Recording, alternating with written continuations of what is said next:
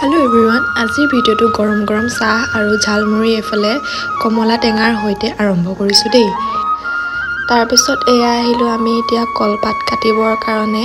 মই যেহেতু মনিৰ ঘৰত আছো, ঘৰৰ পৰা এটা চুকা টেঙা লৈ গৈছিলো, হেয়াকে খাও বুলি ক'লে, গতিকে এয়া কলপাত কাটি লৈছে।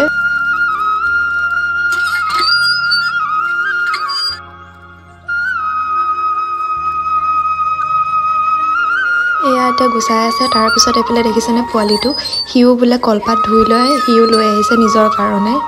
গা পা ধুই আহিলো, এতিয়া আপোনালোকক বস্তু এটা দেখাবলৈ গৈ আছো। ৰ'ব, মই আছো এতিয়া মনিৰ ঘৰত, তো আপোনালোকক দেখাবলৈ গৈ আছো মই এতিয়া কি কৰি আছে চব। এইফালে কি কৰি আছে আপোনালোকে ধৰিব পাৰিছেনে?